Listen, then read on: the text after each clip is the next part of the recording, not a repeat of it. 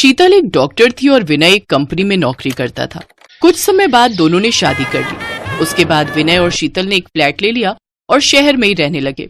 विनय के माता पिता दूसरे शहर में रहते थे। कुछ दिनों के लिए विनय के माता पिता उसके पास रहने के लिए आने वाले थे। शीतल, मैं माँ पापा को लेने स्टेशन जा रहा हूँ। चलो, आज संडे है, हम दोनों की क्लिनिक की छुट्टी रहेगी, तो थोड़ा समय भी निकल आएगा। हाँ, पर मैं कुछ कह नहीं सकती हूँ। हो सकता है बीच में मुझे ऑनलाइन अपॉइंटमेंट्स भी देखनी पड़े। हाँ, कोई नहीं, सब हो जाएगा। चलो, मैं आता हूँ। और फिर विनय अपने माता पिता को ले आता है। बड़ी कमजोर हो गई हो बहू, कुछ खाती पीती नहीं हो क्या? कहाँ माँ जी, मेरा तो वजन बढ़ गया है। मैं तो वजन कम करने की कोशिश कर रही हूँ। आप क्या लेंगी माँ जी? वो मेरी 2-3 अर्जेंट अपॉइंटमेंट है एक वीडियो कॉल पर कुछ पेशेंट देखने। उसके बाद मैं नाश्ते में कुछ बना लूंगी। अरे बहू, हमारी चिंता मत करो, हम कुछ भी खा लेंगे भाई। तुम जो है काम करो। अच्छा? हाँ, तुम चिंता मत करो बहू, और कुछ बनाना होगा तो मैं बना लूंगी। शीतल अपने रूम में चली जाती है। माँ, क्या बना रही हो? बेटा, ये आलू रखे थे, इनकी आलू टमाटर की सब्जी बनाई है। बस अब पूड़ियां तलनी रह गई हैं। सोचा आज तुम दोनों की इतवार की छुट्टी है तो बढ़िया नाश्ता होना चाहिए।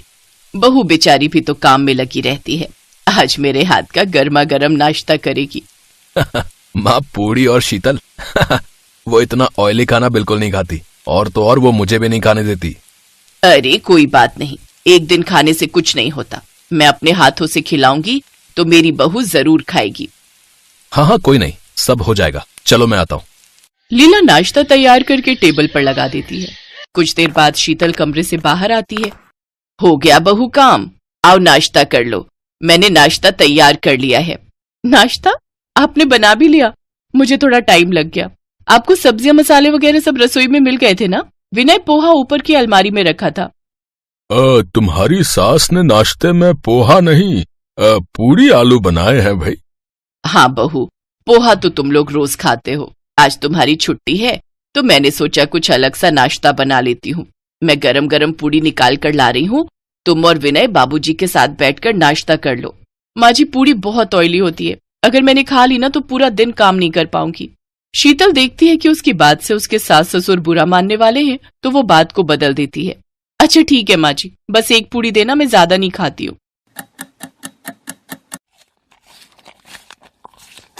अच्छी बनी है माँ जी। और मैं बोल रही थी दोपहर में आप क्या खाओगे? मैं विनय के साथ जाकर सामान और सब्जियां खरीद लाती हूँ। अरे तुम आराम करो बहू, मैं और तुम्हारे बाबूजी चले जाएंगे, हमारा थोड़ा टहलना हो जाएगा। हाँ बहू, यहाँ के बाजार तो मैं अच्छे से जानता हूँ। विनय बेटा, हम लोग ले आएंगे। तुम अपना जो भी कोई जरूरी काम है वो निपटा लो। एक ही तो छुट्टी मिलती है तुम दोनों को। क्या हुआ पापा, ठीक तो हो? बाबूजी क्या हुआ, मुझे बताइए। पता नहीं, बेचैनी सी हो रही है।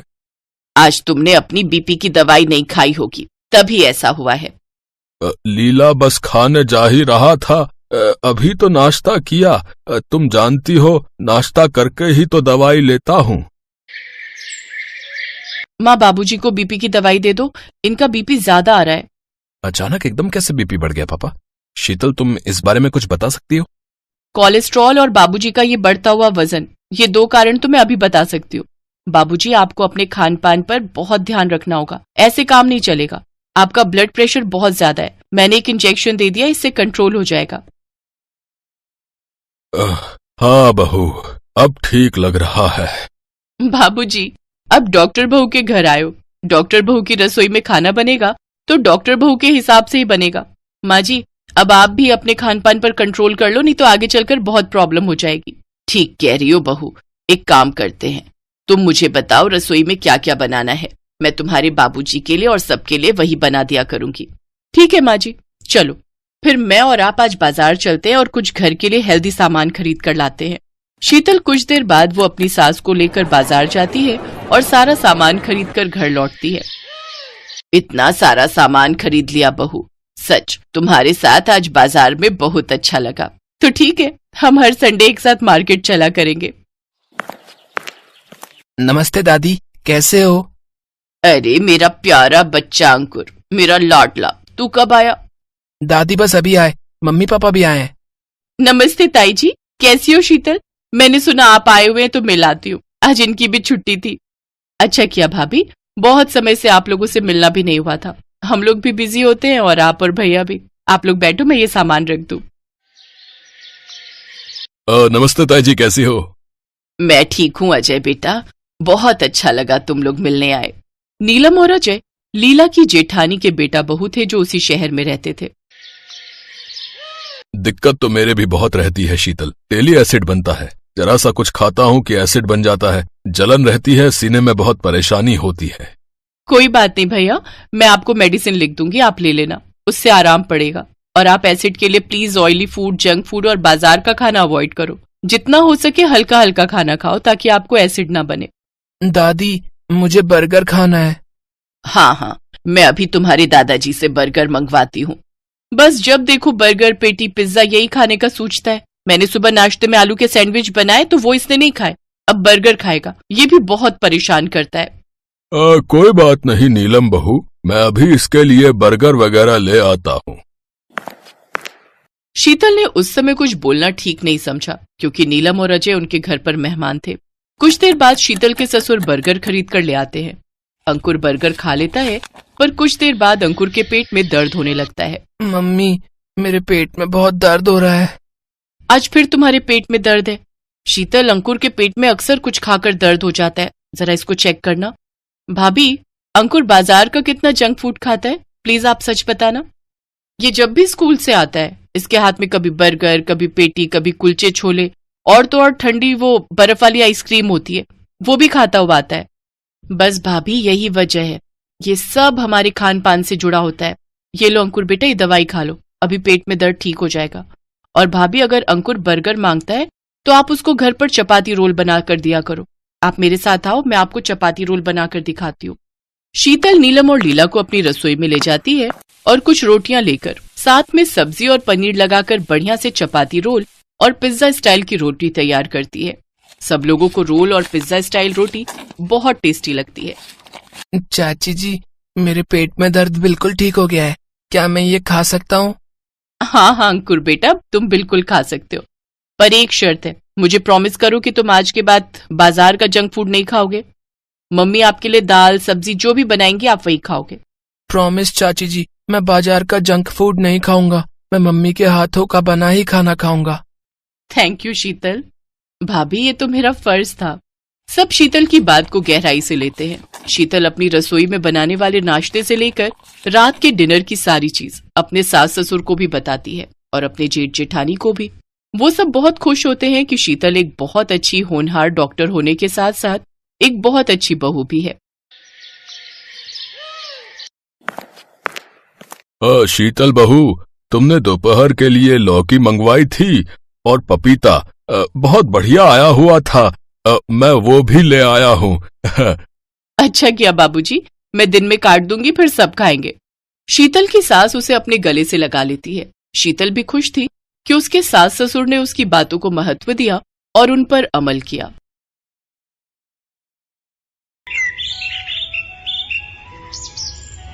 रमा, मधु और सुधा आशा देवी की 3 सरकारी बहुएं। रमा पेशे से सरकारी वकील थी, मधु एक यूनिवर्सिटी में प्रोफेसर थी और छोटी बहू सुधा एक सरकारी बैंक में नौकरी करती थी। तीनों बहुएं नौकरी वाली थीं, इसलिए तीनों ही पूरा दिन व्यस्त रहती थीं। इसी वजह से रोजाना किसी न किसी बात पर तीनों बहुओं में लड़ाई हो ही जाती थी, खासकर तब जब होता था इतवार यानी कि संडे। क्या बात है आशा जी, आज सुबह सुबह सब्जी मंडी होकर आ रही हो?